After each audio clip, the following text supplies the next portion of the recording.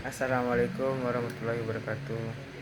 Perkenalkan, nama saya Muhammad Zikri, NIM 20087146, Prodi Pendidikan Kepelatihan, Fakultas Ilmu Olahraga, Universitas Negeri Padang. Di sini saya akan menjawab ujian akhir semester pada mata kuliah Anatomi Fisiologi. Yang terhormat Bapak Irfan Arifanto, SPD MPD, selaku dosen mata kuliah Anatomi Fisiologi. Di sini saya akan menjawab soal UAS yang Bapak berikan. Untuk mengisi waktu, saya akan menjelaskan materi UAS tersebut. Yang pertama adalah sistem pernapasan pada manusia.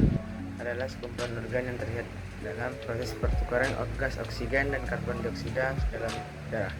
Cara kerja sistem pernapasan pada manusia ketika Anda menarik napas atau disebut dengan inspirasi atau inhalasi. Diafragma dan otot-otot di antara tulang rusuk Anda akan berkontraksi dan meluaskan rongga dada, sehingga paru-paru bisa mengembang dan terisi udara. Seseorang dapat dikatakan memiliki laju pernapasan normal apabila ia bernapas sebanyak 12-20 kali per menit dan berlangsungnya secara berkesinambungan. Yang pertama, rongga hidung. Rongga hidung merupakan rongga tempat masuknya udara untuk kita bernapas. Pada rongga hidung terdapat rambut hidungnya yang berfungsi menyaring udara yang masuk ke rongga hidung. Tidak hanya itu, di rongga hidung juga terdapat ujung-ujung saraf pembau. Sistem pernapasan pada manusia terbagi dua, yaitu sistem pernapasan bagian atas di bagian bawah. Untuk lebih jelasnya, Anda bisa membaca penjelasan di bawah ini. Sistem pernapasan bagian atas.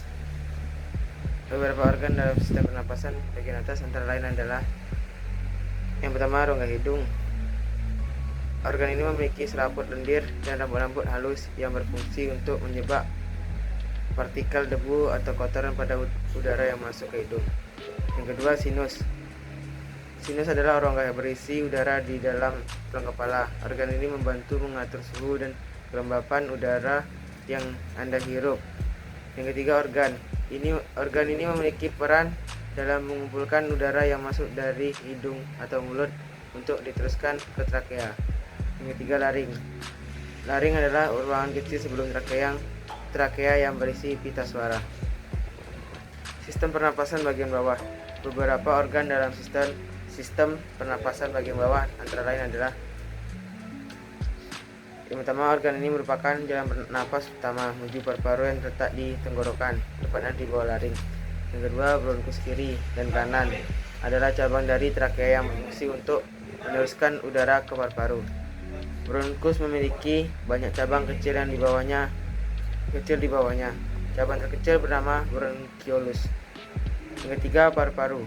Paru-paru terdiri dari jutaan alveolus yang menerima udara dari bronchiolus dan bertugas sebagai tempat pertukaran oksigen dan karbon dioksida. Yang keempat, diafragma adalah otot pernapasan utama. Organ ini dapat berkontraksi dan rileks secara bergantian secara membuat udara dapat masuk dan keluar dari paru-paru. Sistem pernapasan. Kerja sistem pernapasan pada manusia melibatkan semua orang pernapasan. Organ-organ ini bekerja sama untuk membantu tubuh dalam pertukaran gas antara paru-paru atau alveolus dan pembuluh darah yang kemudian akan disalurkan ke seluruh bagian tubuh atau dihembuskan ke udara. Berikut ini adalah cara kerja sistem pernapasan pada manusia. Yang pertama, ketika Anda menarik napas atau disebut dengan inspirasi atau inhalasi, diafragma dan otot-otot di antara tulang rusuk Anda akan kontraksi dan meluaskan rongga dada, sehingga paru-paru bisa mengembangkan dan terisi udara. Yang kedua, udara masuk lewat hidung dan mulut dan melewati proses penyaringan partikel-partikel kecil oleh rambut-rambut hidung, lalu menuju ke trakea untuk batang tenggorokan. Yang ketiga, udara dari trakea masuk ke paru-paru melewati serangkaian cabang di paru-paru yang disebut dengan bronkus dan bronchiolus, kemudian berujung di alveolus. Yang ketiga, ketika udara mencapai alveolus, terjadi proses pertukaran antara oksigen dan karbon dioksida pada pembuluh darah kecil bernama kapiler. Yang keempat, oksigen masuk ke dalam kapiler, kemudian menumpang sel darah merah menuju ke jantung untuk disebarkan ke seluruh tubuh. Di saat yang bersamaan, karbon dioksida masuk di kapiler ke rongga paru. Setelah pertukaran oksigen dan karbon dioksida selesai, otot diafragma dan tulang rusuk kembali dirileks, dan rongga dada kembali seperti semula.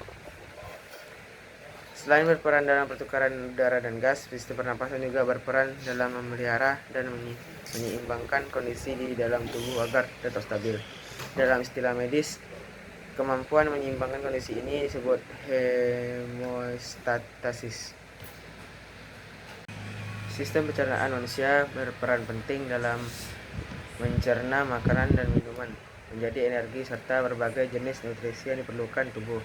Tak hanya itu, sistem organ ini juga berfungsi untuk mengeluarkan zat beracun dan sisa makanan melalui fases atau tinja. Organ-organ dalam sistem pencernaan manusia. Pertama, mulut.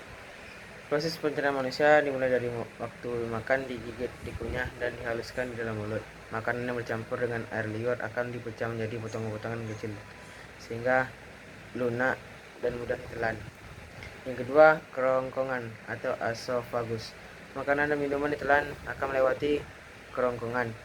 Kerongkongan adalah saluran yang panjangnya sekitar 25 cm dan berfungsi untuk menyalurkan makanan dan minuman dari mulut ke lambung. Yang ketiga, lambung. Setelah menerima makanan dari minuman, lambung akan mengeluarkan zat asam dan enzim untuk melanjutkan proses pencernaan. Selain memecah makanan, lambung juga akan membunuh mikroorganisme yang mungkin terdapat pada makanan atau minuman. Yang keempat, pankreas. Tak hanya berfungsi untuk menghasilkan insulin, pankreas juga bertugas menghasilkan enzim pencernaan sebagai lipase, protase, dan amilase. Enzim tersebut akan dilepaskan oleh pankreas dan ikut campur dengan enzim pencernaan dari lambung. Yang kelima, kandung empedu. Hati atau liver akan menghasilkan cairan empedu, kemudian menyimpan di dalam kandung empedu. Cairan empedu terdiri dari kolesterol, garam, empedu, bilirubin, air, serta mineral seperti kalium dan natrium. Cairan ini berfungsi untuk mencerna lemak menjadi asam lemak. Yang keenam, usus halus. Makanan yang sudah menjadi pasta atau kimus di dalam lambung akan didorong ke usus halus. Gerakan yang disebut peristaltik usus ini terjadi karena kontraksi dan relaksi jaringan otot di dinding usus halus. Yang ketujuh, usus besar. Setelah diolah menjadi berbagai nutrisi yang terserap oleh tubuh, makanan yang sudah dicerna akan meninggalkan sisa atau limbah yang disebut tinja. Usus besar akan mendorong limbah makanan tersebut ke dalam rektrum, yaitu perhentian terakhir pada saluran pencernaan. Proses pencernaan makanan. Pada dasarnya, proses pencernaan makanan dibagi dalam dua bagian, yaitu pencernaan mekanikal dan pencernaan kimiawi. Yang pencernaan mekanikal itu proses ini terjadi pada mulut dalam perut Anda. Yang pencernaan kimiawi terjadi pada setiap poin proses pencernaan dalam tubuh, di mana enzim dan zat lain seperti hidroklorik asid terdapat pada jalur perut dan bile dari kantung empedu, melelehkan makanan, kemudian melepaskan nutrisi yang terkandung agar terserap tubuh. Cara kerja pencernaan manusia. Pencernaan dimulai ketika mengunyah makanan oleh gigi. Makanan dihancurkan menjadi potongan kecil dan pada saat bersamaan bercampur dengan air liur yang dikeluarkan di kelenjar ludah. Oleh kontraksi otot, makanan kemudian didorong masuk kerongkongan menuju lambung dan terus ke usus halus. Pada saat makanan tiba di bagian akhir usus halus, molekul-molekul nutrisi yang besar sudah dihancurkan menjadi molekul yang kecil dan dapat diserap oleh darah melalui dinding usus.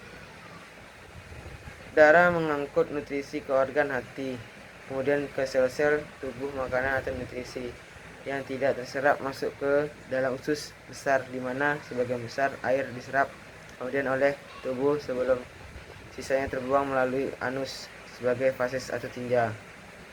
Tubuh memiliki sendi sinovial yang memungkinkan kita melakukan berbagai macam gerakan. Dalam ilmu olahraga, gerakan-gerakan yang dapat dilakukan sendi sinovial memiliki sebutan terdiri, yaitu refleksi, ekstensi, sirkuminduksi, dan lain-lain. Gerakan ini dapat dikelompokkan berdasarkan bidang tubuh. Bidang tubuh adalah bagian tubuh secara anatomi. Hal ini bertujuan untuk menggambarkan lokasi struktur atau arah gerakan dalam anatomi tubuh manusia. Bidang tubuh dibedakan menjadi tiga, yaitu sagittal, frontal, dan transversal. Oke, yang pertama kita akan membahas gerakan sendi pada bidang sagittal. Yang pertama, fleksi merupakan gerakan yang menekuk sendi atau memperkecil sudut atau dua tulang, contohnya dengan menekuk tangan kita. Yang kedua, ekstensi merupakan kebalikan dari fleksi yang memperbesar sudut atau dua tulang, contohnya dengan meluruskan tangan kita. Yang ketiga, dorsifleksi, contohnya menggerakkan telapak kaki ke arah depan atau atas. Yang keempat, plantar fleksi, contohnya kebalikan dari dorsifleksi, yaitu menggerakkan telapak kaki ke bawah atau ke belakang. Gerakan sendi pada bidang frontal.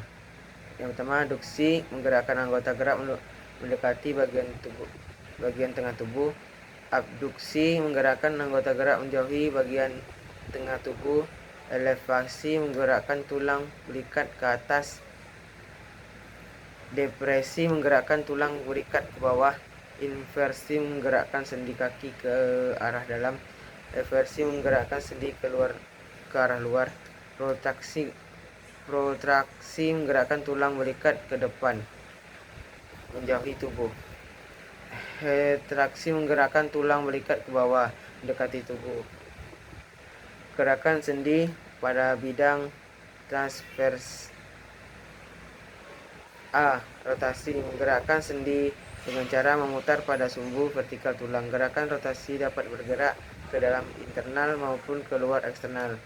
B. Pronasi memutar lengan sehingga telapak tangan menghadap posterior ketika tangan diluruskan. Apabila siku ditekuk 90 derajat, maka gerakan pronasi akan membuat telapak tangan terhadap bawah. Gerakan sendi pada bidang tubuh gabungan. A. Sirkumundasi gabungan fleksi, adduksi, ekstensi, dan adduksi yang menciptakan gerakan melingkar. D. Oposisi gerakan lingkar pada ibu jari. Kesimpulan, secara anatomi tubuh dibagi menjadi tiga bagian, sagittal, frontal, dan transvers. Gerakan yang dapat dilakukan oleh sendi sinovial dapat dikelompokkan berdasarkan bidang tubuh, yaitu sagittal. Yang pertama, sagittal fleksi, ekstensi, dorsifleksi, dan plantar fleksi. Yang kedua, frontal, adduksi, elevasi, depresi, inversi, eversi, protraksi, dan retraksi. Yang ketiga, transversal, rotasi, pronasi, supinasi, dan sirkuminduksi.